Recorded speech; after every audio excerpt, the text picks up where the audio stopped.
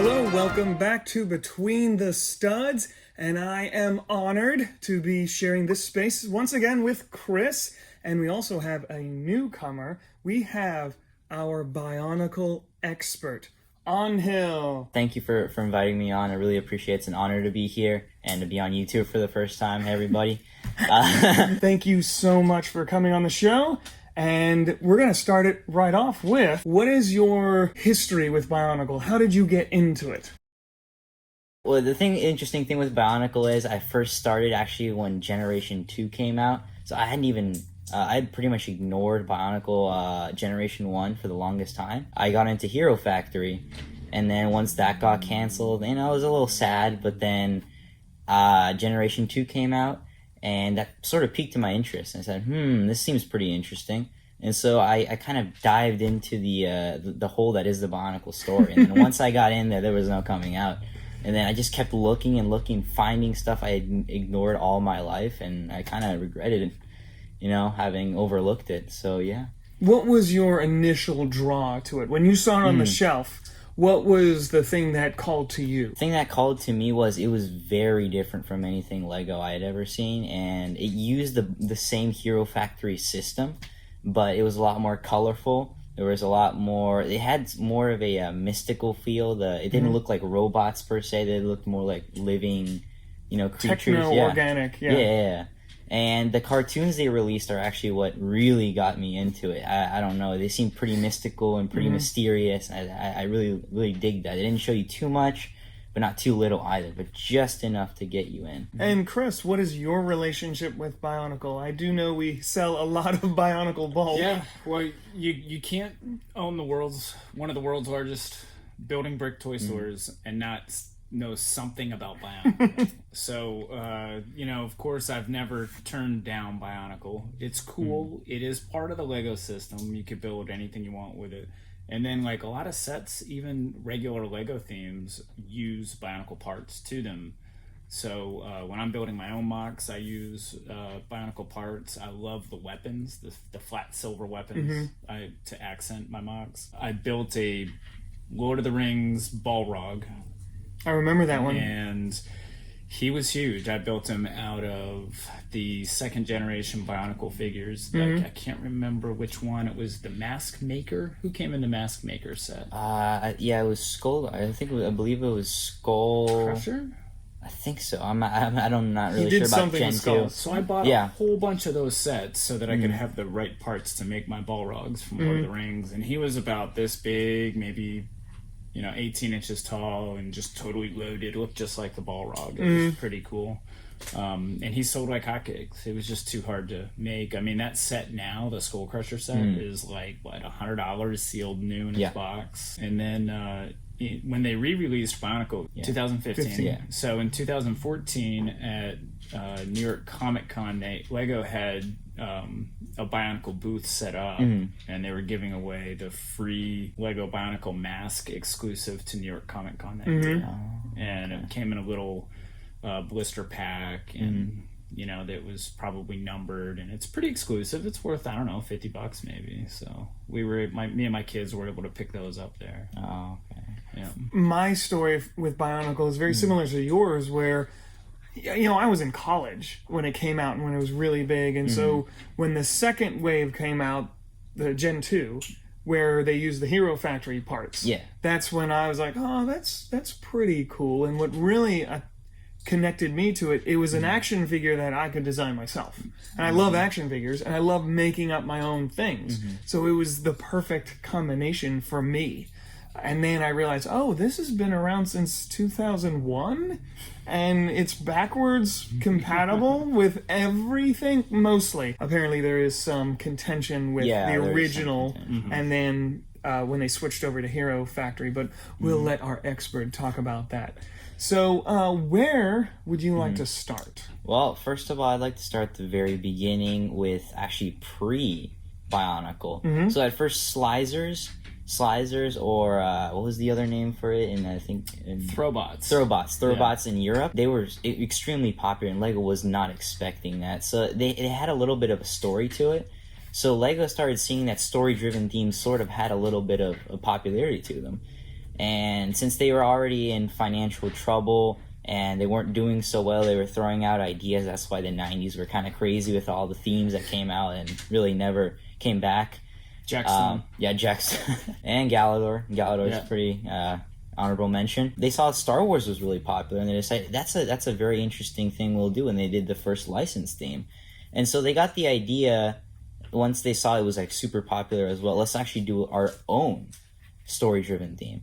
So they started with something called Dewheads, which was basically about a couple of humanoid robots that would battle to the death, and they would actually chop their heads off, which is very, very violent. It eventually turned into the masks that we see today in Bionicle.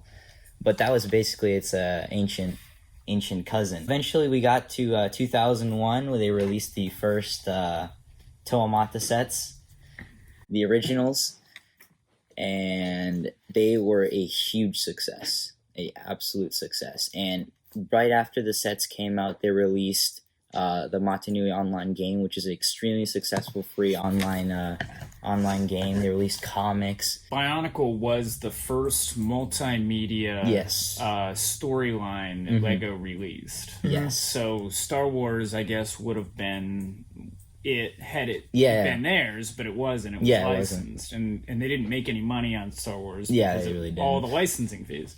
So they wanted to replicate that with their own theme, hence Bionicle. Yeah. And all the different media they had for it. They had, like you just said, they had the CDs. Yeah, the they would CD-ROMs. actually come in. Mini CDs came inside that pack that we just showed us.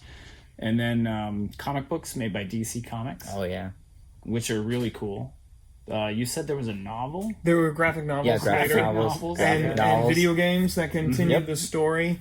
And you mentioned how Lego was in trouble at the time. Yeah. Around 2002, 2003, Lego actually was this close to declaring bankruptcy. And the only thing that kept it afloat was Bionicle. Exactly. You had mentioned that you knew that, but you thought Star Wars kept it afloat. I always thought it was Star Wars that kept it afloat. Maybe Star Wars did keep it afloat a little bit, but not enough to put it into the next level Lego is today. And that set Bionicle apart from a lot of the other themes that they had, to reiterate what you said, is this very strong, I won't even say story, mythology. It was very deep. It was rooted in a lot of Polynesian, the word Toa. Yes, the word Matanui. New Zealand. The New Zealand, Polynesian, Hawaiian. Moana, you didn't do it first. It was the Toa. Matanui is the name of the island in Moana, but it's also the name of the chief god in Bionicle. In fact, Lego got a complaint letter from New Zealand asking them not to use some of the terminology that they were using because they were actual words in that language. Tohunga? Yeah, Tohunga was, I believe, the word for like a spiritual elder, but they used it as a common civilian. So it was kind of insulting to them. So that's what the promotional McDonald's Bionicle sets, they were called the Tohunga. So they eventually renamed them to the Matoran, which is they started basing it off the language, but not actually making up their own words. Yeah, so that's basically the whole origin of Bionicle, and that's how it started. It started out with a bang. I did want to mention the Slizors too, or Slizer. Slizers.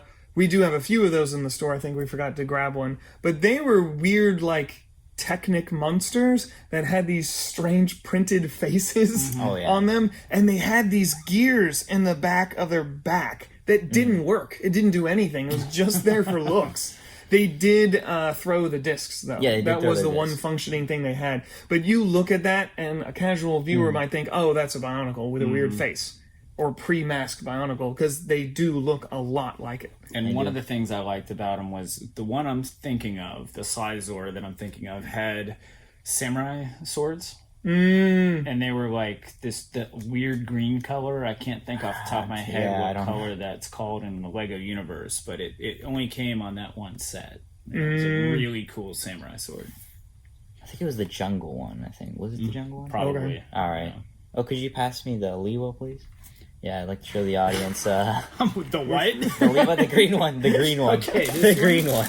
All right. Basically, the main function of the Toa was that you would use the little gear and rotate it. And the idea was that you would have like 2 of these guys, and you give one to your friend, and you would use the gear to knock off their mask, because their mask was only held in by like a tiny little stud, and they knock it off, and boom, they would win.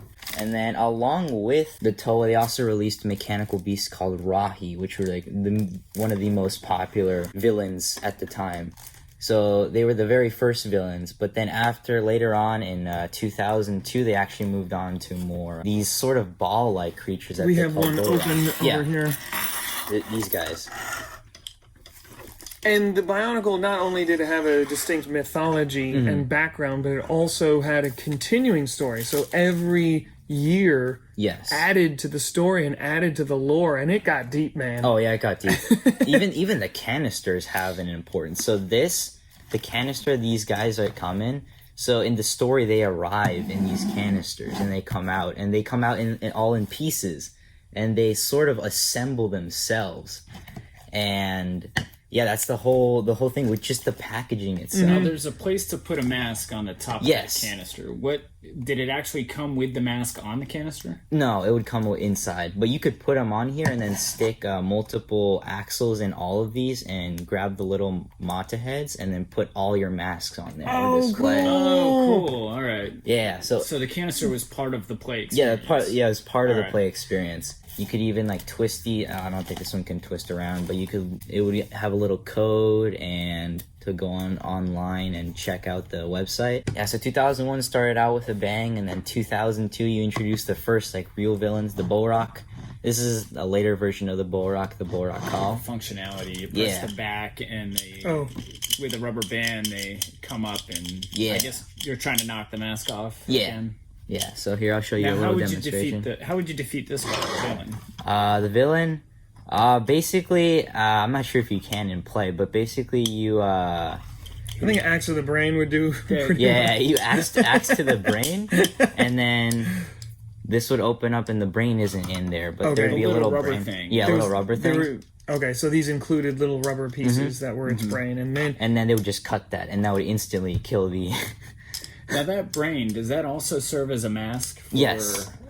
Oh, that's right. It was a parasite. Yeah, it was a parasite. Yeah. So they would launch it. They would pull the plate off. It would launch, and then it would stick onto the face of the Toa, and they would now become part of the hive mind. Ah, cool. So they were little soldiers, basically. They would go around. I never knew any of this. I know the parts and where it's supposed to go, but I didn't know the why. The play. Yeah, everything has a meaning. The weapons, I guess even the feet, you could say. So he's got an axe in one hand, and he's got Technic pins in the other ones.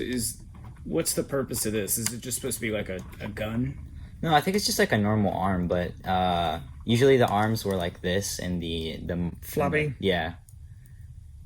But you could easily modify this if you wanted to. But it's basically, if he's swinging in the jungle, I guess it's supposed to show that you move around easily. Okay. And they all were like that? They were all like that. There weren't a lot of variation. Yeah, there were a lot of variation. There in the first few lines. Yeah, in the first between the different Toas. Yeah, between the different Toa. Although in the Borak, they were basically all the same. So if you got one, you basically had them all. It was basically you'd buy a bunch of them to have your own army. Are there any of these that are worth more than others? Because I see a lot of these. Yeah. They seem to be pretty common. The red ones are Tanakh. There's an entire language for Bionicle as well. I don't want to get into that here. It would take me too long. So, but Kinda basically, like speaking Wookiee. Exactly. All right. So the red one, the blue one, and I believe the green one are probably the most popular of the bunch. Simply because of color? Simply because of color. Usually red, blue, and green are pretty popular. I had read when I did research for this that brown was consistently a low seller. Yeah, brown was so whatever Toa was brown or whatever villain was brown was consistently. So they got rid of brown later. Yeah. It's funny you say that. So we had a customer come in one time, and he told me he owned every single green Bionicle ever made, and he just wanted to trade them in. That was the only thing. He didn't have any other colors but green. Interesting. And I was like, Okay. why? That just doesn't make any sense to me. But I was like, yeah, bring it in sometime. It can't be very much. I never knew they made so many different green Bionicle. Yeah. And he literally had every single green Bionicle ever made, and it was over 100. It could have been a couple hundred. I mean, it was insane. Masks. He had Toys R Us made the mask holders packs. Oh yeah, The canvas trifolds that we've got a couple of them downstairs. He had one of those full of green masks. And this was 4 years ago, Angel, before you started working for us. So we didn't really know what to do with them. We just stick prices on them and put them out. But there were some very rare things in there. So green must be a popular color. Green is a very popular. Liwa green is the Liwa. Liwa Yes. was my favorite in the set in Gen 2. I ended up getting them all, but Liwa, I love the design of him, and he's the jungle he's the elemental. Let's get some room. All right. He's a Titan for a reason. These were basically the queens of the Borok. They were giant. You would, each person would try and grab the little thing down here, and that would incapacitate the How? you would like pull the trigger and then get the jaws to grab this and just pull it out. Is that possible? I believe so, but Doesn't seem. Oh. it's a little difficult. Yeah, so that's basically the whole motion that they do. But in the story, that's actually not true. In the story, they're together, and the closer they are together, the more powerful they are. Now, Angel, I've heard, is this what you call chickens? Yeah, some of them are, because they kind of look like chickens, they got the little Now, feathers, did you just sort of. name them that, or is that... No, it's kind of the community fan as a term? joke, The as the community joke. does. Okay. And these were the first Real large Titan sets, yeah. Okay. What they would call Titan sets, so like $20, $30 sets that were pretty large. They're pretty awesome. Just that function alone. I mean, I would go eat a minifigure. I'm like, Kind of like a Rancor. yes. And then also the Toa Nuva released around this time. So Toa Nuva are basically the revamped versions of the Toa Mata, which are actually a little controversial because they changed the mask a little bit. It was basically an upgrade of the Toa Mata, literally. They weren't as popular as the Mata, but they still were, popular enough where, lots of sales. 2002 was a pretty important year due to having, the first big major sets. The story continued to grow. And later in 2003, we would get the first Bionicle movie, which would come out, I believe, in DVD or in Blu-ray. It wasn't released in actual cinema. But It just went straight to DVD. But very, very popular. And where would they sell that? In 2003 at the DVD store? I don't know.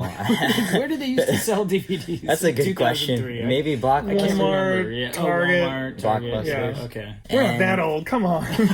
And then we'd also be introduced to the Roxy, which were the first. They were revolutionary for their time because the Toa Mata, they didn't have bendable knees or elbows. And these guys introduced the first bendable knees. It was crazy for its time. And they had a pretty cool gear function where they would they would move their staff Darth back and Maul forth. it. Yeah. And They had a new brain. yeah, it had the right? new brain. So it was called a Crota slug that they would have in the back here. And Little rubber rubber slug thing. Most people would probably find them in a Lego collection and throw them away because they didn't think they were Lego. Yeah. But there were so many of them. And you could actually get packs of them. Yeah, you could buy like little packs of them. These, like the other little ball guys, were identical except for the color, right? Yes. They did not have any variation. And staff and this, but yeah, basically the same. Okay, so the staff was slightly Yeah. different. Okay. So up until a certain point, all the villains were basically clone sets. How similar were the Toa? I know they had different Toa? masks. I know they had some specialty pieces, but were they like 75% the same?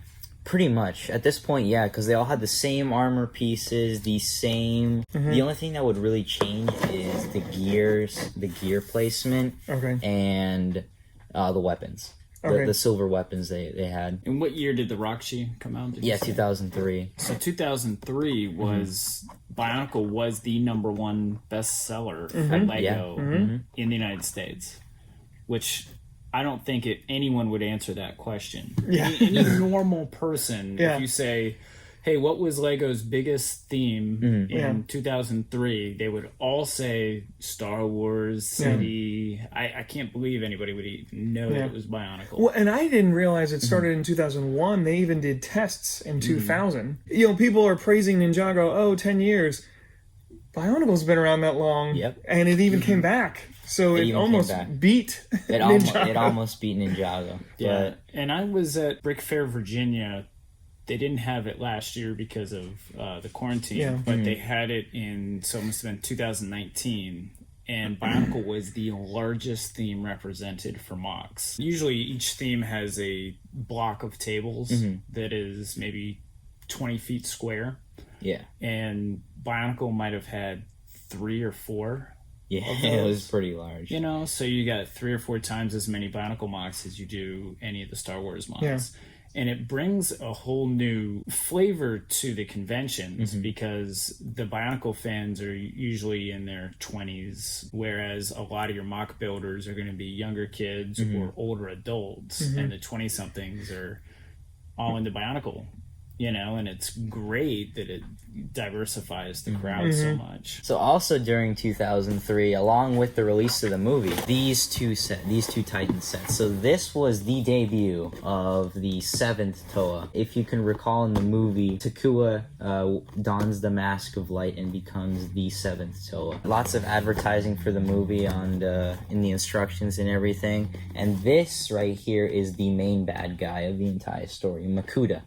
Finally in physical form. Yeah. So this was a revolutionary for its time. We finally got his mask and a physical embodiment of him. And you can actually combine these two guys. And just like in the movie, you can have like the melded, what they would call Takuta Nuva. Because they fell into a pool of protodermis and they merged together. So you could also build that, which is pretty cool. Yeah, this has always been the bad guy throughout each season. Yeah. And they never made a physical form of him. And it had, what year is this? 2003. 2003, so it took 2 years. 2 years. 2.5 years for them to finally make the big bad guy. What I like about him is he's got masks for his hands. Oh yeah, the mask he so looks for, really it's cool right masks. there. That's the ironic thing. He wants the Mask of Light. Well, he has them as hands. So, okay. Not as fondly remembered, but the Borak Call, which were basically just powered up Borak, and the only difference is they were silver this time. And they weren't really as liked because it's just kind of a re-release of the Borak, and not many people like these. I mean, they're cool, but once you had a Borak, you're pretty much you're set with just one. So that's what the end of what the Bionicle community called the golden years, because that was basically some would argue the peak that Bionicle ever reached. It also kind of ended a story. It kind of ended a story. The first arc was over. And then, I'm assuming Lego expected it to go away at that point. I think so, yeah. They thought 3 years, like normal themes would go away, but no, people wanted more. So they decided, let's go and do some prequels. So this is basically the equivalent of the Star Wars prequels, but actually good. So I love the Star Wars prequels. Love them. The 2004 and 2005 brought the elders in the original golden years, the little small guys that you would get. They actually told their backstory, and they used to be Toa themselves in a different land. So it basically takes you out of Matanui, the place we're so used to for 3 years, and brings you somewhere else called Metru, more technologically advanced area. That was something I found was very interesting, is that the golden years were all in very natural settings. Yes. There was no city. They were very tribal. There was a few ancient ruins, but nothing was like them. Nothing was techno-organic or machine or I mean they had fleshy bits in the cartoon. They looked different. They actually animated them with flesh kind of and sinew inside. The toys didn't represent that, but they were definitely living creatures with some kind of metal or half metal on top of them, but their world did not represent that at all. Their world was like ancient times Earth. Yes. There was no technology. There was no electricity. And then this season, when it went back in time, well, all of a sudden you're in a very advanced civilization. There's electricity, there's motors, there's machines. So it makes you wonder what happened. Yeah, what happened? in the world happened? What is going on? So I felt that was really cool. Oh, and spoiler alert, I know it's 10 years now, but we probably will spoil the Bionicle story as we go along. But there's this like mind exploding revelation at the very end, at the very which end. I think fans are split on whether it was good or bad. But anyway, I'm sorry. Continue. 2004 brought the Toa Metru, which were basically the Taraga, but in Toa form, which was amazing. And these are considered, of G1, the best Toa sets to ever have come out. And why is that? Knees? Yes, finally, knees and elbows. Something is kind of crucial for every action figure. And so, if you see, it's quite a departure from the original. We went from this very simple design to a more complex and obviously more textured and more clean looking Toa design. But basically there's this argument between the functionality, as in the gear functions, and posability. Do you want it to have a cooler function and sacrifice posability, or do you want to have posability but sacrifice function?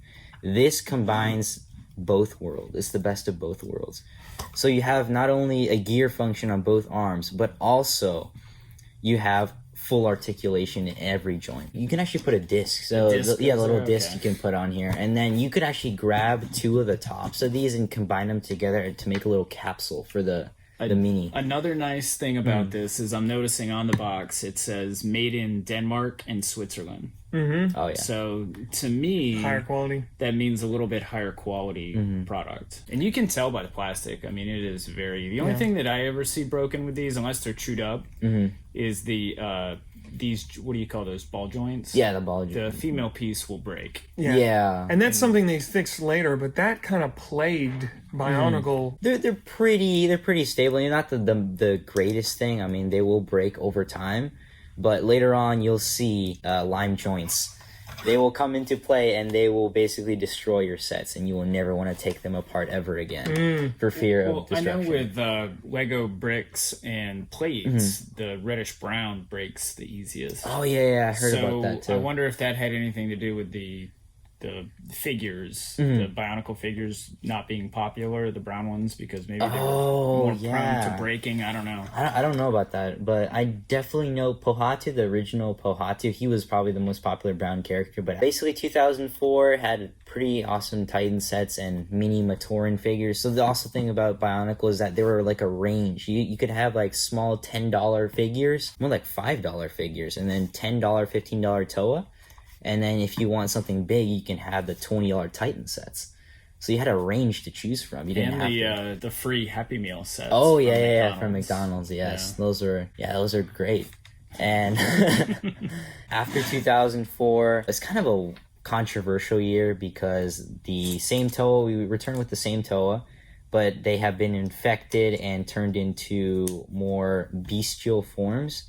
And these aren't really loved by that much. I mean, there are fans out there. I know you guys really love these guys, but it just ain't the best Toa. They have one gear function here, which is very oddly placed. Yeah. The arthritis elbow action. The arthritis elbow. The only cool thing was the Ratuka spinner that you could just launch. Although it was really hard to aim. And then you also had the little spider guys, the Visorak. They also had the same function, but they could also, if you push them down, they would chomp. Only 2 years of the flashback years, and once that we reach the flashback years, we get into arguably the darkest age of Bionicle. Bionicle got kind of edgy a little bit. Chris, do you mind passing me the giant spider over there? This is a nasty boy. So 2006, Bionicle went a direction that no other Lego theme had ever gone before. They basically went full dark aesthetic. They even went as far to contract the All-American Rejects to play songs for Bionicle. Wow. And they even had a rap, the infamous Paraka rap that I'm pretty sure many people wish to forget, but it is part of Bionicle history. I know exactly. Yo Paraka, yes. Who did that? This is sick looking though. This is very cool. The peak, Tattered I cape. think, of Titan set. So this was, back in its day, the $20 set you would want to get. That was $20? No, I think this was actually not in this case. This one was 30, but the other ones were like 20 each. This had to have been 30 or 40. I mean, this is a lot of pieces. Yeah, it was a lot, but $20 now in a figure like the Gen 2 Bionicle wasn't the same as this. This was what $30 got you back in the day. The three main Titan sets: Brutaka, Axon, and also this is Vizon and Fenrak. Probably the most popular Titan sets to ever reach the Bionicle market. They also introduced light pieces in Bionicle. I think this one's dead, but Oh, now I saw it lighting up. yeah. You can see it on screen. Light up pieces. And the Toa, they completely redesigned their build, and also the villains as well. So the Paraka were the main villains of 2006, and they basically had this new build, which they would call the Ignika build after the Toa Ignika of that year. It was basically consist of this piece right here, and then a main torso piece, and then fully articulated legs and arms, and sadly the end of gear functions for the rest of G1. No more gear functions would ever show up from this point on. I like the marbled colors, which I think came out in this series. Yeah. Like his feet are black, and then the tips are the silver, the flat silvery silver, color, which is just really cool. And they started doing that a lot. I like the nasty looking face. He looks like he's gonna rap at you. And it looks like on top of the helmet, Oh, on yeah. top of his face, it looks like a mask. This is the Mask of Life in the first time it has ever debuted. So the Mask of Life is apparently Matanui is actually a living being. There's a mask that he wears, and basically his life essence is trapped in that mask. And so that mask, whoever grabs the mask has the power of creation in their hand. One of the Paraka, he was really greedy, and the whole group was searching out for the mask, but one of them just wanted it for himself. He snuck out and got it, but it got melded to his head. It was basically stuck on his head forever, but he was never able to use it. And this guy was actually a little spider, but touching the mask made him super huge and very, very ferocious. So, is this an expensive mask? I believe not as expensive as the actual Ignika, but I think it's about more than, say, like one of these masks. It's pretty sought after. This one, I believe, if I'm not mistaken, is the biggest Bionicle set to date, or of G1. This came in one box. This came in one Rider box. and the okay. Or you could grab Axon, Brutaka, and Vizon and Fenrak and build him. You could do either. It was a combo model set. Oh, Yeah. So you could do either or. could do If you either didn't or. want to buy all three, nah. I'll Yeah. just go ahead and buy them all together. Wow. Exactly. Okay. Yeah, Bionicle did that quite a lot. They would make a set of the combo model and maybe add like one rare piece. This one doesn't. Everything here is pretty standard. But yeah, it was ginormous. And comparing it to the size of a normal Toa, it's pretty clear. This thing is pretty ferocious. It's called Cardas Dragon. It is canonical. The spider touched the Mask of Life, and somehow he became a giant dragon with wings and a giant tail, which is pretty cool. How much does this guy go for now? Oh, he goes for about 300 used. That's the minimum it goes for used. So he's a pretty rare guy. If you have this guy, you're pretty much set. That's Set. right. Yeah. Time to retire to the Bahamas. Even if you don't like Bionicle, I mean, if you just take one look at that. It's pretty cool. I can see like a occasional Lego fan looking at all this stuff and saying, "Oh, that's not Lego." That's And- not Oh, yeah. In fact, the Brutaka I have, it was incomplete, but it was like 96% complete. I bought it at a consignment toy store, and for $12. Oh my god. And they had no idea what it was. I said this, and after I made the transaction, I made sure I paid them first. I said, "This is Lego. Do you have any more of this?" She said, "It's what?" Yeah. They had a lot no of people idea. don't know that Bionicle is Lego. And they let it go for a lot less, a lot cheaper. So for the longest time, Bionicle was pretty affordable, which brings me to my story about bulk Bionicle sales. Yes. People ask for bulk Bionicle a lot, and it takes a real expert to look at these Bionicle pieces and say, this is common, this is worth a lot of money, and some of these masks can be very expensive, such as this chrome mask right here. I found this going through a bunch of Lego, and doesn't take a genius to see a chrome mask and be like, hey, this has got to be special. What was that? Where did it come from? Why is it chrome? It was part of a small like CD promotional set in 2001. It came with like a little Matoran guy and a CD, and it was actually pretty common. I think you could buy it. It was kind of like an extra pack you could buy. It's kind of probably like the Chrome Stormtrooper. Yeah, I from think Star it was. Wars. Yeah. That was a Toys R Us poly bag. And you walked in and you bought it for $5, and you could buy as many as you want. It was not a big deal at the time. But now the Chrome Stormtrooper is worth like $60. Yeah. And this mask is now worth $50. And you also got golden masks. This is the Mask of Time, which usually the masks with most story importance have the greatest value. Yeah. For example, the Mask of Time, $20. Obviously not as much as say the other ones, but this one right here, $40. It's Makuta's mask, but in dark gold. It came out in actually, I forgot to mention, in 2005, Bionicle went a very strange route, and they decided to make actual system sets. So actual normal Lego sets. And they made minifigures. That's a Paraka figure, the brown guy. Now, what I like about the Bionicle minifigures is that they use common Lego pieces. You've got a typical claw hand there. From Exoforce. And these Bionicle arms are used a lot in different sets. There's your kind of your leafy stem piece right there that Venom uses, Carnage uses. And this guy didn't move at all. He was like a game piece. Yeah, it was pretty like much. I think that was like They had a piece. couple different style game pieces for board games that Bionicle came out with. Because again, it was that multimedia platform. They came out with everything they could to advertise it and get people into it. The system sets only made it to about 2006. So from 2005 to 2006, they made system Bionicle sets along with the normal sets that came out. But they weren't as popular. They didn't sell as well, and so even now they don't even sell for that much if you try and sell one. Yeah, the figures aren't. Yeah, figures aren't that super popular or expensive. If I remember correctly, the Bionicle sales were kind of on a decline, so they wanted to get regular Lego fans. And that was supposed to be the crossover to make, hey, get into this Bionicle thing. So back to our bulk Bionicle sales. It really wasn't. It was worth a little bit more than bulk Lego, which we sell bulk Lego for as low as $6.50 a pound. And on our website, we were selling bulk Bionicle as well as $6.50 a pound.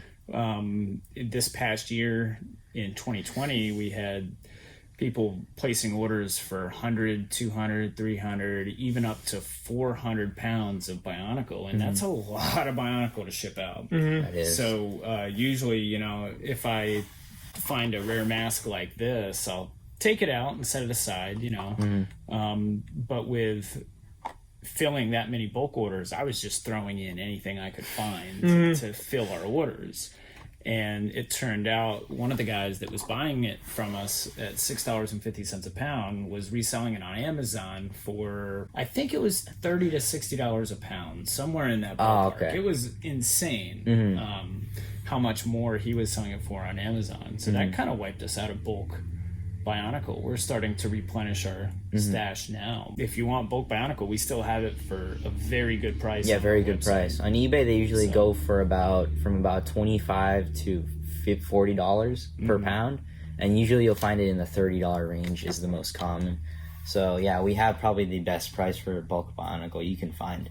I wanted to ask you something I came across on my research. One of the complaints that I heard about this, even though people love these, that the pieces were so specific to what it was that Lego had for the next gen had to come out with basically a whole new set of pieces for that next year. Yeah. They weren't very cross-seasonal in a sense. And so it became kind of expensive to keep coming up with these new pieces, which, and you may mention this when we get to it, which is one of the reasons they shifted to the more ball and socket Hero Factory style. Because, look at this guy, there's his hip and ankle in the same joint. And you can pretty much only use this as a foot.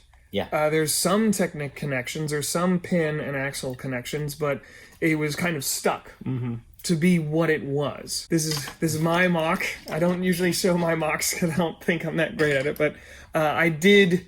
This is a hodgepodge of Hero Factory and Bionicle. I made this years ago. I bought a whole bunch of yellowish orange pieces from you and made this guy. So this is an example that, yes, it is possible to go back and do it. I think I see Chima pieces in there. So you could argue... Chima dragon right here. Yep. Lion. Yep. That came off that set, too. Okay. That Shima set. So you could argue that the very specific pieces it could be a detriment, but also can be something beneficial because, hey, even though they're very specific, people are still creative with it.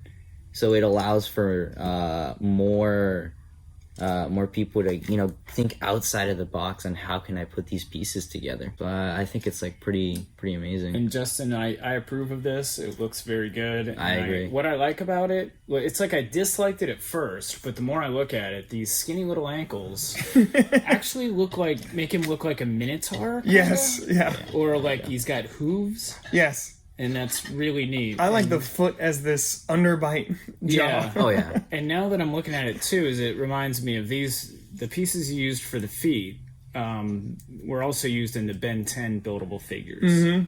The Ben 10 buildable figures used the Bionicle parts a lot, which, while we're talking about Ben 10, they also made Marvel and DC buildable figures. And then Chima also would come in. Chima, which were more like Hero Factory. Yeah, they were more Hero Factory. That was after Hero Factory had changed the standard. Yeah. And then Star Wars. Oh yeah, Star Wars would come much later. That would be the end of construction or constructible action figures, but that's kind of far away. For now. We'll see what they do. Actually, did you guys see the poll on Lego Ideas? Oh, they did the I know 90th anniversary. anniversary. He sent it to me. Yeah, I sent it to him. What's the results? Last I heard, Bionicle was number one, and by a lot. Like number two, wasn't even close. Classic Space, and then Pirates third. It's actually very interesting because the community has tried multiple times to bring back Bionicle. G2 happened, but we'll get into that later. But it wasn't really well received per se, and the sales weren't really that good. And then there also was a Lego Ideas set by Takuta, a very famous guy in the Bionicle community who made a 20th anniversary Bionicle set that got 10,000 supporters, but sadly didn't make it in. What made it worse was that for the community was that a typewriter won, but not the 20th anniversary of Bionicle. So I made a lot of people mad, including myself. No disrespect to the typewriter guy. I just wish Bionicle would have made it in. You have two very different things there. Yeah, and maybe there's good reason. That's probably good reason. They didn't. They're because they got big plans for. Yeah, they got big. Maybe. I heard bringing retired pieces back for Lego is kind of expensive. Oh yeah. So when something's gone for several years to bring it back. They destroy the molds. They do. That's what I heard. Yeah. No wonder it's expensive. In fact, I think that I also read, and this could have, they could have changed their practices over the years, but I also heard that they have buried them in Bond on site. I think I read that in a book, that they buried their molds. Wouldn't that be cool to... Yeah, 1,000 years from now. This means something. So, moving on to 2007. So 2007 was pretty different because finally Lego got the courage to actually make individual and original villains. No more copy-paste villains like the Roxy and Borak. They're great and all, but it was finally some fresh... These are the fish guys? Yeah, these are like the fish guys. They each represented like a specific animal. I think this guy was a manta ray. Mantax. These were horrifying. These were so scary with the bulbous red eyes. They were awesome. I love those. Even the package is like ocean and the rock bottom. They came with those little rubber missile launcher things. Yes. Oh yeah, they were little squid. The squid launchers. Is that what they are? They Yeah. sold packs of those too, individual packs of them. Bionicle started getting a little skimpy on the collectibles. So first we had Krana, the little guys from the Borak, and then Krata slugs, which we would get from the Roxy. And then we'd also get discs in 2004. There were Tuca little flyers in 2005. And in 2006, they sort of stopped doing them. There wasn't really collectibles. But then finally 2007, they have the squids, which, not really the best collectibles. But the masks were always the thing, right? I mean, I know you got them with the figure, and they were every single character and every single season was individual. Yes. Okay. The masks, actually, I forgot to mention, but the new head design actually changed. So now the little brain stock here, you could just insert this in and put a little Technic axle and it would stay in place. With these, once you put these two pieces together, they will stay on, and it's really hard to get them off. For a time, it wasn't possible. There's a kid that managed to figure out how to separate them, but now it's an axle system, so they will actually stay more secure on the. And there's on the multiple face. connection Yeah, there's points, multiple. so you could change how they. And actually headset. movable head too. I forgot to I mention like that. the movable head a lot. Yeah. These the older stiff neck ones are a little frustrating. Yeah, but I a guess little I bit. see the point if you're trying to knock his mask off. Yeah, but also the masks were pretty easy to just knock off. Which they had to be if you're... Yeah, they had to be. That was basically the point. Also, it was actually still backwards compatible, so you could grab one of these older masks, and they would be able to fit perfectly fine on the new that's head. cool. So that was pretty cool. Did the new masks fit on the old head? Not as well. It depends on the mask. Let me see if this one... Oh, actually fits this one. It just depends on the That's mask. what we love about Lego. Yep. Yeah. Compatibility. Yeah, so 2007 brought new villain sets, and also the TTV channel, a very important in the Bionicle community. They labeled this as like second best Bionicle set first Bionicle set in G1, the best one. But this guy, for $30, you got this giant behemoth of a figure, and also his pet skeleton dog. Again, terrifying. I have got to believe that the designers for the Michael Bay Transformers movies were Bionicle fans, because this guy looks like Frenzy and some of the other Transformers that were in those first few you're movies. right. I guess the silver and the spikes is what really harkens back to that, but I gotta believe that they were Bionicle fans. There's too many similarities. And also, are you guys familiar with H.R. Geiger? He is the artist who came up with the Aliens design. Okay. That techno-organic, the Ridley Scott, the xenomorph. H.R. Geiger is the original, or Giger, is the original artist who came up with that. And I definitely, especially with these later ones, see H.R. Geiger stuff. The hoses, the pistons, all this stuff is very reminiscent of that art style. So, Angel, the shoulder armor here again, is that yeah. Mask of Life again? Yeah, it's actually not the... So sometimes Bionicle will do a thing where they'll use a part that has a very important significance in the story, but they'll use it on a character. It's just supposed to represent armor here. It doesn't actually... But they have to keep that price down. Yeah, they gotta keep that price. pieces. Reusing pieces. Because, I mean, they already introduced a bunch of molds. I mean, all of this is new. These things are new. All these armor pieces. They're starting to also doing recolors of previous pieces. And we actually got a new launcher for this year. Oh, that launcher is my favorite. I love Yeah, those. it shoots 6 rounds. Oh, The pneumatic launcher. yep. There it goes. Yeah. There's one. I won't shoot them all because then they'll get lost. They They include give you extras. extra bullets that you stick on his back. What is this thing? Oh, this thing is another one. I think this thing won an award in France for like best toy of the year in 2008. It was I pretty feel like- impressive. Basically, this was pretty. It won an award in France and everything, and they released a bunch of other vehicles for the Toa as well. So since the Baraki, the guys from 2007, the Squid guys, they set a standard for the villains that they would continue on. So now the villains were very original, pretty well loved by the community. But also during this time, actually starting in 2007, the color lime joints would start breaking. So for some reason, in the production, the cooling process of the Lego bricks, it left them very brittle. So the lime joints, even though they were the more older style, this style joints, they would break. Just separating it once, even though it was brand new, it would just break or disintegrate. Even the older lime? Older lime, no. This older lime color is actually pretty strong. Okay. The current one, 2007, pieces started getting really bad. They redesigned the ball joints, so you can see it's a lot thinner, not as much support as... Oh, okay. I don't know why they changed it like that. I don't know, maybe to save plastic. I'm not really sure, but it really ruined the experience for a lot of Bionicle fans because, I mean, you can't take apart your figure without breaking it. And the whole point is to take it apart and combine it. Wow. So many people just go online and order off Bricklink multiple lime joints or just replacement joints, but it was pretty much a hassle. So you'd want to keep your figures together. You wouldn't want to take them apart. And then once the trilogy ends, basically at the end of the show, spoiler alert, they awaken Matanui, and it turns out Matanui is actually a giant robot. So the mountain and all of the other islands that you see along the story turn out to be just different parts of his robot body that were covered up with mountains and islands. So when he awakes, the entire world realizes, oh, wait a minute, we're living on a robot. And it's quite an interesting cliffhanger for 2008, and then you have to wait all the way till 2009 to see what happens. And wasn't it something weird like the Toa were... They were like soldiers. They were like soldiers, like almost like white blood cells. Yeah, they were like white blood cells. And the bad guy... he took it over. He was basically a virus. Yeah. That the robot programming got.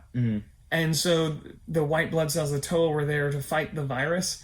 But the entire island broke apart. The giant, massive... And it was his face coming out of the water, and he stands up, and like these giant tectonic plates are just sliding off his body. He's this huge planet-sized, almost like Unicron-sized robot. I was gonna say it sounds a lot like Transformers. Yeah. It's really sounds like Transformers. And so basically he rises up, towering over everybody. And I think everybody gets inside before he wakes up, because then everyone would have died. They get inside the robot, but then Makuta, who we thought had died in the movie, because in the movie he showed that Takanuva took him out and basically killed him. But apparently no. Makuta, he has been behind the scenes moving everything around. Apparently he let himself lose.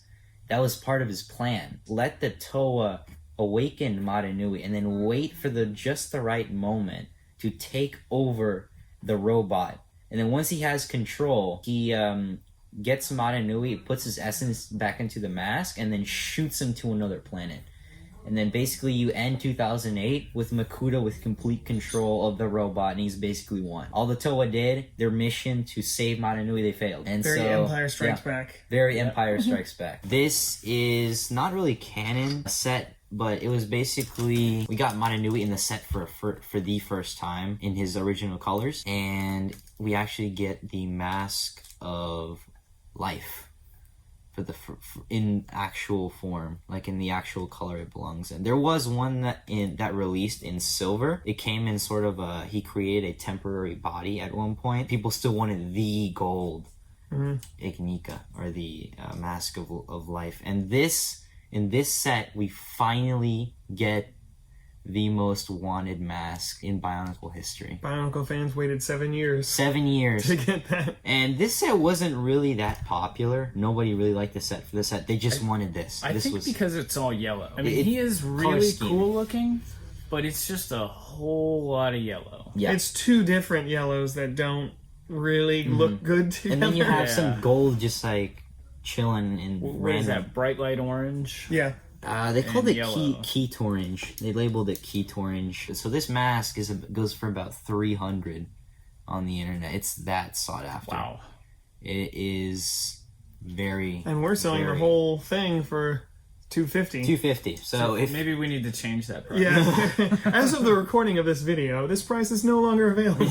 So this was one of the last sets to come out of the original line, along with these little guys. So we were transported to another planet, And basically, Matanui, he makes himself a new body, and he goes out and explores this new world, which apparently was where he was created. The story goes that a bunch of normal, fully biological beings called the Great Beings, which some theorize, hey, that could have been humans. They built him, the robot. Originally, they had a prototype robot, but it blew up. It was unstable and blew up. So it was left on the planet to rot away. And so they made a new body for him, a new robot body. And his purpose was to discover the universe, go out and explore and gather information. Due to some conflicts between the original planet, mining of resources, it actually split. 2 moons split out of the main planet. And so those 2 moons would become very important. One was a jungle moon and one was the water moon. Water moon is where we've been seeing our heroes in action, on that moon. And then the main one is where he got sent to. Once the robot was, Matanui was traveling around the universe, everybody inside had their own role inside the robot. The Toa were basically the little soldiers, the white blood cells, if you will, that would protect from any outside forces. And they would be kept in capsules in case of emergency. So it's quite a plot twist. It's quite a plot twist. You discover all of this. Did Bionicle fans like it? Oh, Bionicle fans absolutely loved it. It was very, very, very popular. The only thing that wasn't popular was getting sent to the other planet because everybody wanted to, stay with these guys. But temporarily, we went to the main planet. They are cool looking figures. They are pretty cool looking. Yeah. They're It's different. a lot less yellow to handle. Yeah. And it's all the same, too. It's all a the smaller same. figure. Mm-hmm. Yeah. What was, and you may get to this, so this disappeared. Did Hero Factory come right after that, or was it a couple of years? I think it was, 1 year after the cancellation of Bionicle, Hero Factory came along. So after they finished the story, and I'll get into that a little bit later, they ended the line. This was one of the last sets that came out in the original line, and Lego their sales were starting to drop quite a lot. The problem was Bionicle had become so big and so the lore was so deep. They were across multiple comic books, video games, story serials. And fans may have been growing out of it. And fans might have been growing out of it. I mean, these people were already heading off to college by this point. Yeah. So many people just didn't have the time. This has sprockets on the back of it. And they have numbers on them. Oh, that was part of a little game. That was part of a little game. You'd shoot this. So every season had a different gimmick, sort of a gimmick, right? yeah. So you'd shoot. How did they shoot? Yeah, you shoot them. It's a little harder. You shoot them like that, and then if you hit, this dial kept track of how many times you got hit. Okay, it's a point counter. And then so right. this guy has 2 because he's so massive. Yeah, he's so massive. Vehicles. I do love this ball. It's the rubber spiked ball. Yeah. That it shoots. I think some of the fantasy era sets use that spike ball. Oh too. yeah. I As do the remember catapult would launch them or something. The lore was getting way too deep, way too hard to get into. And For a new person. For a new person. For the original people, they were already heading off to college. Some were dropping interest, and they basically rushed the ending a little bit. They made sure to give it the best ending they possibly could, because Lego said, hey, we're going to stop the funding. A couple people at Lego, they decided, you know what, we got to give these fans one final wave. Even though Lego wasn't going to pay for it or anything, they managed to put out one final wave, which was the Bionicle Stars, which is basically a legacy wave of 6 different characters: Takanuva, Tahu, and then some of the Gresh, some of the newer characters from the best of all. Yeah, I think 7 or 8 years. Basically. That was the final wave. That was the final send off. And I love that story because that was Lego internal.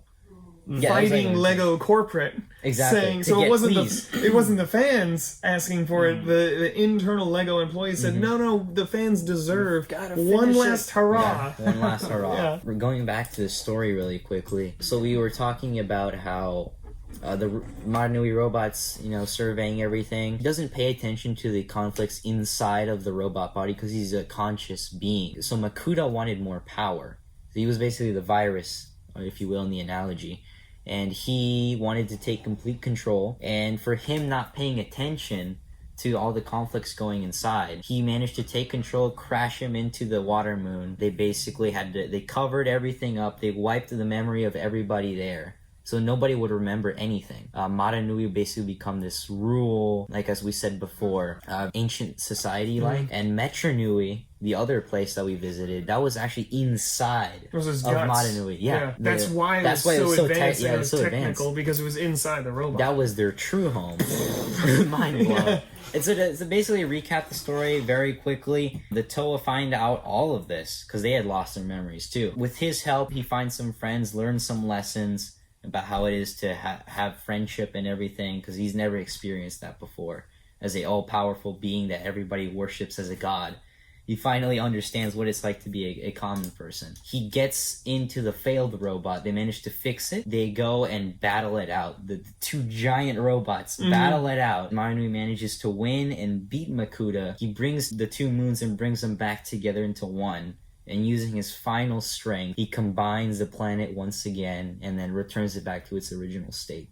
And then everybody is left to live together once again like it used to be. I guess goes to sleep. With no more bad guys. With no more bad guys, yeah. So then it was like a year, and then Hero Factory came out. Yes. And Hero Factory, from what I understand, was Lego's attempt to make the system the physical system of what became the character creature building system more cohesive, where it was backwards compatible and it would integrate a little bit with regular system stuff and regular Technic. It was supposed to be a little easier to build with the armor add-ons rather than these Technic pin connections. Oh, right? Yeah. So what happened next? Well, Lego decided, apart from the new system they needed, that actually came a little bit later. The main reason was they saw how successful Bionicle was. And the ending really hit all the Bionicle fans pretty hard. It was a good ending. They did the best they could, but they still wanted more. And Lego, they saw how they needed new fans to be able to enter in and, get to enjoy the best of Bionicle without all the lore, blocking them. They decided to create a whole new series with a whole new spin. My opinion with Hero Factory is it sounds stupid. Yeah, it does. Okay, Hero Factory, I mean, come on. And then it was the story, like I used to watch the Bionicle, I didn't know the whole story, but I used to watch all the movies with my son, and they were good, and I was surprised how decent they were. Whereas watching Hero Factory, it was a lot more childish. Yeah, it was a lot more. It was definitely they were actually pretty good stories. Yeah, but they were just a little like Stormer and the names of the guys, and they were all just a little more childish than the Bionicle stories were. But the bad guys. Oh yeah, the bad guys were killer. Oh yeah, bad guys Speaking were definitely of the amazing. number one baddie right there. Is he the number one bad guy? He was like one of the main ones. Yeah, so he's a Hero Factory.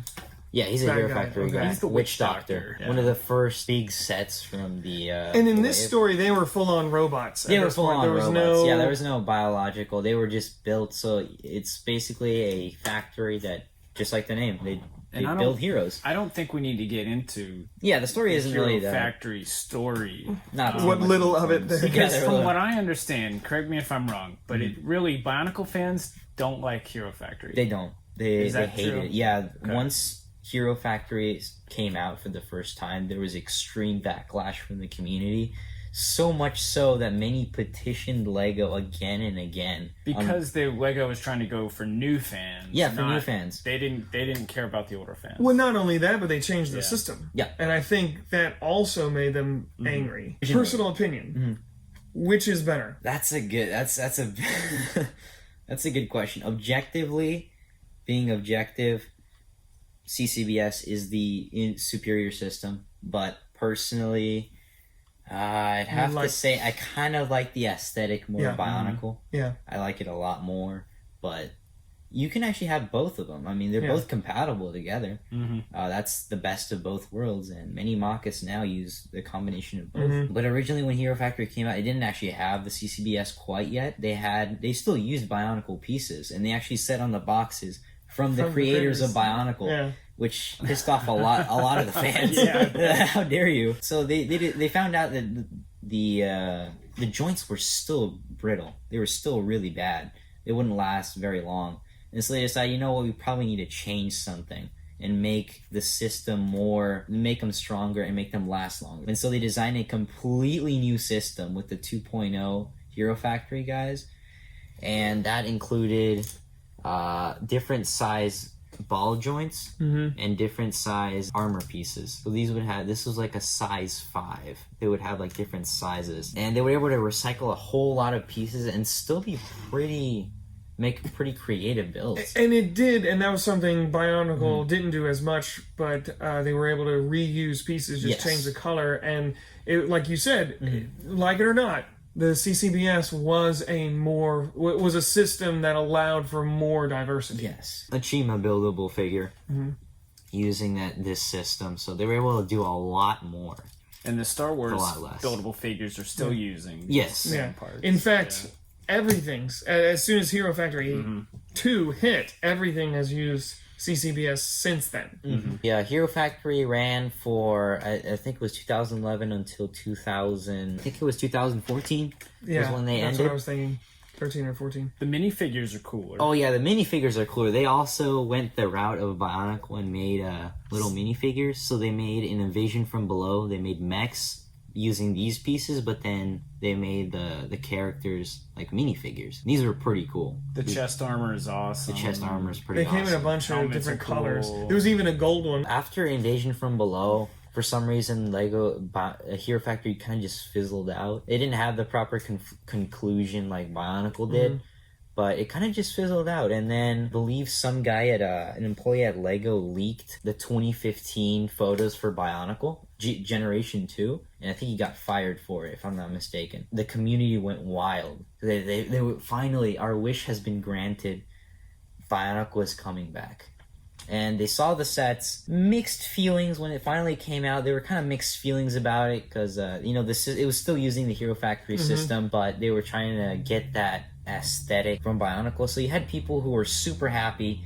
They didn't care if it was Hero Factory system or not. They were just happy Bionicle was back. Well, the masks harkened back to the original they Toa. did. They reintroduced geared systems. Yeah, even better, gimmicks. even improved, because in the Toa Metru, which were considered the best of both worlds of posability and the gear system, they improved it by adding friction to them. So they had special gearboxes that you could move it and it would stay in place. With these, they would just flop around. You couldn't really pose their arms really well.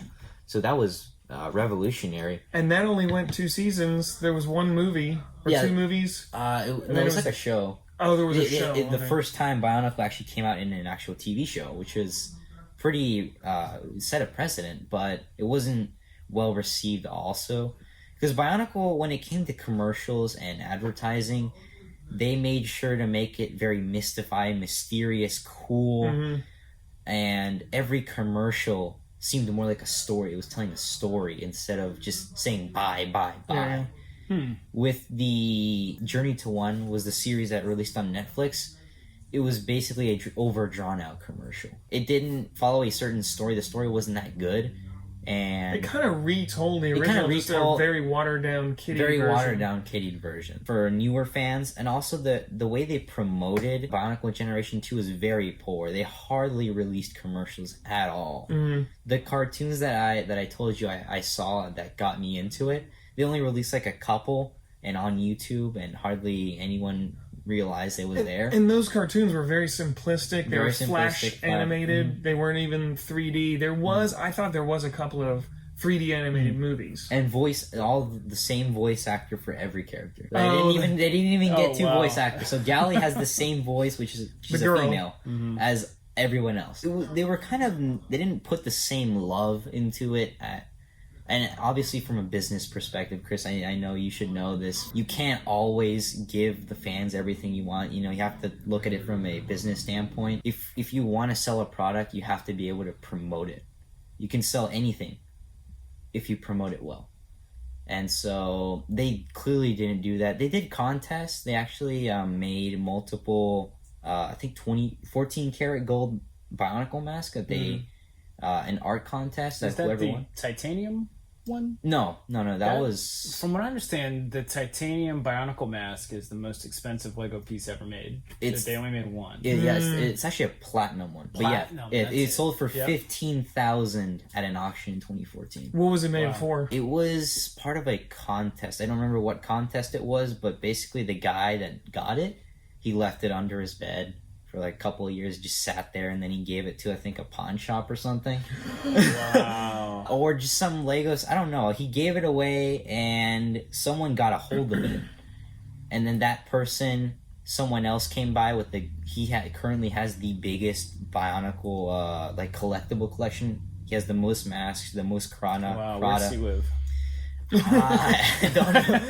What's his number? 470-414-2208. There you go. I wish I knew his name. I'm blanking out. But he has the biggest Bionicle collection. He bought it for the 15K, and he is now the proud owner of a fully platinum evoking mask. So it's basically this mask, but in pure platinum. We have had a couple different times we've had Bionicle pieces come in that were promotional. So they only came in that they actually were never produced in a set in a certain color.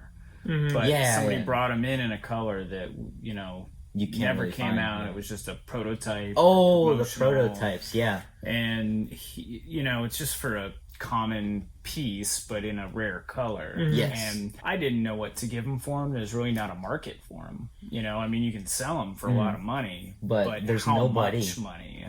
Yeah. It's hard to determine. So he wanted in the hundreds for these pieces, whereas I wanted to be in the 10, the safe zone, $10 or $20, which is still a lot of money for a it really is, because some of these masks that they have, not all gold masks are rare. That some people think that all of them are. Well, we have one that wasn't too hard to get. Oh yeah, this one isn't too hard to get, but usually that's Makuta's mask from Bionicle 2, right? Yeah, usually gold masks have rare value, but not all of them are. Surprisingly, normal colors like white and black are very rare in some of the masks. Some of them are so rare that even though they go for a lot of money, only one person is selling them. And you said Bionicle is definitely coming back. For a long time, the prices stayed the same, and now it seems to be climbing up a little bit. It's coming back so much that I really find it hard to believe Lego will not come back out with Bionicle again. Okay. It really is popular. People call us looking for it because we're a big Lego reseller. Everybody wants bulk Bionicle, and the people who buy Bionicle, you can kind of see them when they walk in the door. They're the 20-somethings. Yes. They haven't gotten back into regular Lego yet, but they've always been into Bionicle. With graduating college, they're getting jobs for the first time. They have money, and what are they spending that money on? Bionicle. Yeah, they need Bionicle. What else? Yeah. What else? It's a good investment. Right. Personally, from my perspective, from kind of the outside looking into the Bionicle universe, Lego owns the IP. Do it again. I think they will. Back to that poll. What was the most current? Is that because when I heard that was several days ago. What is it now? Is Bionicle I think it's still Bionicle, and then Classic Space, and then Pirates. Those are the top three at the moment. The second phase, they won't show you who's winning. So we'll have to wait till like February 15th, I think it was, and they'll release the winner. There was one person that mentioned that the Lego group had a contingency plan in place to choose one of the three if something went awry. Something crazy went awry, and many of the Bionicle people in the Bionicle community are saying it's possible that Lego might not choose Bionicle, because thinking about it from a realistic standpoint, if you're trying to represent 90 years of the Lego company, Bionicle, something like this seems 90 years and we've gotten to this. No offense, this is awesome. But it doesn't represent... A classic space set is probably one of the most iconic things you think of when you think Lego. Yeah. There was also, Mark had mentioned that the castle theme was divided into like 6 different Oh subthemes. yeah, which was really fishy. So it's almost like they don't want Castle to win. Some people were saying that it's probably, even if Bionicle wins, it probably won't make it in, which seems a very realistic idea. I mean, they even said, "Hey, we got a contingency plan." So some people are saying, "Oh no." Or Galador, Jack Stone. Free choice. It was never, the choice was never really free. It was always rigged from the beginning. Yeah. Lego knows what they're doing. Lego knows what they're doing, but I think seeing that, they'll obviously know, even from the Lego Ideas set that didn't get in, and from this, they'll know, hey, there's still a market out there for people who will buy this stuff. So people are just willing at this point to take system Bionicle, that they might actually just make Bionicle but in system, which is an interesting idea. But going back on the topic of the 90th anniversary, I did hear that Lego actually should have done more of a legacy sort of thing. They just grab like one set from each theme and then release a couple of them in 1 year, and that way everybody is happy. Everybody gets their castle set or their space set. We were talking about that the other day. On the last podcast, we mentioned how they're doing pirates, but they're only doing like 2 big huge sets. They're doing castle, but it's 2 big huge castle sets, and that's it. And so each year they're gonna go through a classic theme and just sate the fans just slightly, give them a crumb. Maybe they'll do that for Bionicle. I hope so. I mean, that's the hope. Bionicle could be brought back. I do think it is possible. They could bring it back in one form or another. Anho, do you have a 3D printer? Yes, I do. Okay, you made these, right? Yeah, I made these. I printed these. Bionicle masks. And can you tell us about these? Oh, yeah. So ever since Bionicle ended, the community has somehow found a way to keep themselves alive. Keep the hope of Bionicle alive and keep the story alive. TTV channel, they're a huge part of the community. They actually grabbed one of the original writers from Bionicle, and they organized a canonization contest, because Bionicle has, oh my god, probably more than 200 different characters, and each of them, not all of them have a set. Most of them don't have a set. And so now they're making these contests where people can compete and make their own creation of what they imagine the character to be in actual set form, and they can become the canon look for that character. Along with that, they'll use Hero Factory pieces, Bionicle pieces, and recently they've started using 3D printed masks. Bionicle only has a certain amount of masks, and so you can design your own and then print them out and then use them on your figure. These aren't my designs. I printed these out. This is a Takanuva's mask in like a 2008 form. It's not actually canon, but it's like an imagining of that mask. And then this is Tahu's mask. If they did bring Bionicle back, I mean, imagine this dual molded. Oh, yeah, this was amazing. One color and this was another, because they didn't do that. Yeah, like they're style doing of minifigure helmets. Yeah, if they could do dual molded Bionicle masks, that would look so sweet. These are high quality 3D printed. And Anho had brought them in and was like, "Hey, you're interested in selling these?" I was like, "Yeah, you got any colors but orange?" That's the thing. I only had orange at the moment. But... Well, I only have orange ink, so let's paint them. Orange plastic. You could paint them. Yeah, you could paint them gold. Actually, some of them are made using resin 3D printers, which would be the best because they're a lot more, a little more flexible, smooth. You can make like micron layers. Like 1 micron is a layer, so it's so perfectly smooth you can't even see the lines. So it looks almost like an official mask. Yeah. Some people make injected molded masks and then they paint them. They've done so many things to keep the Bionicle community alive. They've gone through 2 cancellations. I mean, that's pretty tough for any fan. At Brick Fair, Virginia, 2019, I was telling you there was a lot of Bionicle there. At the yard sale that they have, it's a yard sale they have for the people who are attending the event. But one of the Bionicle fans was selling Bionicle parts that he had chromed himself. And they were very cool looking. You know, you take a 10-cent piece and you make it into a $20 piece. Yeah, that's pretty amazing. That's pretty amazing. Did we miss anything? Oh, are there any other little tidbits that we have to know? Oh yeah, one more thing. Actually, talking about the whole story about the white blood cells and everything. Actually, the story from that is one of the writers, I think he got some sort of disease. While he was sick, I think it was a very serious illness. He could have died from it, but he imagined in his mind these little robots that would come in the little pills that he would take. The little soldiers would come out of the little pills and then fight the virus that was his body. And that was basically where he got the idea of the giant robot.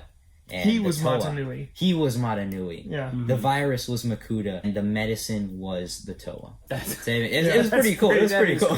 It's so original too. They didn't copy that from Transformers. They didn't copy it from Star Wars. It's original. It's cool. Yeah.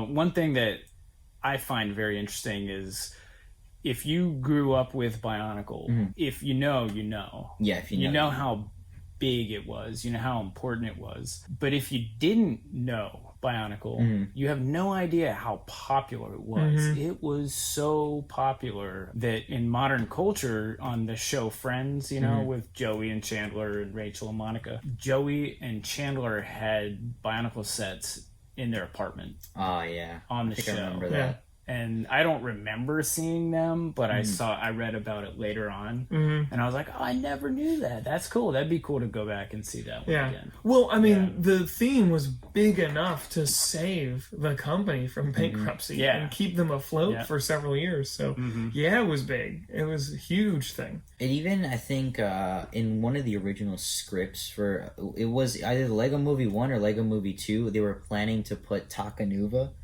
in the Lego Movie. He was gonna show up as a actual character. Bionicle was mentioned in it the was movie mentioned as being one of the lands. Yeah, but he would actually become an actual character in the actual movie, and he would interact. That's awesome. But he never made it in. But it was pretty cool. It was a pretty cool.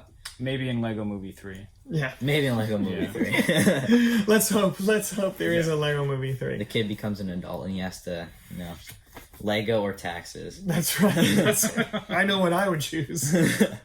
Well, thank you so much. Thank you very much, man. Thank you for coming on the on. show. Hopefully we'll have you again. Maybe if Bionicle comes back. Oh, yeah. I'll definitely be on it. After the poll, we're going to have him and Mark just rant. Oh, yeah. I will destroy him on why Bionicle is better than Castle. Castle... Come on. We already have the set coming out, the Lego Ideas set. We are available as a full audio podcast on Spotify, all the usual stuff. You can get it on Apple, your Amazon, iHeartRadio, Apple, everything. So if you want to listen to this episode, not see us, this was a very visual episode, but you got to see a lot of cool different things that we have in the store. If you see anything you want, please call the store. And if there is anything you want to see us talk about, make a comment in our videos because we're talking about Bionicle now because somebody out there keeps saying Bionicle, Bionicle, Bionicle, Bionicle. So I hope we did it justice. I hope so. I hope I did. I don't know the whole lore. I only know a snippet. We touched the surface of the story. We wanted to hit more the actual toys. Yeah. But thank you so much. Thank you. We'll see you next time.